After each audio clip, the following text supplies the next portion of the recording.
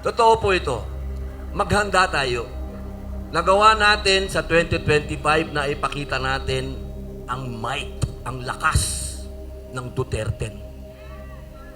Kaya pagdating po ng 2028, ang hangad natin, magkaisa na tayong mga Pilipino. Wala pong mangyayari pag hiwa-hiwalay tayo. Pero bago dumating yun, meron tayong isang misyon. Ano yung misyon na yun? Bring him home!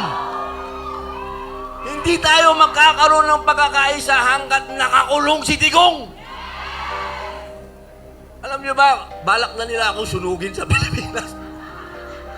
Pambihirang mga tao yun, no? Nagkaroon po sila ng movement kahapon, alas 11 ng tanghali, susunugin daw ako. Aba, pag sinulog niyo ako, mabango ko, amoy digong ako eh. Alam niyo, yung mga taong saksakan ng mga yabang na yan, puro salita lang.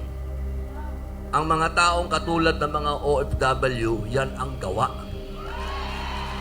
Huwag kayong matakot sa puro satsat. Matakot kayo sa mga taong aksyon.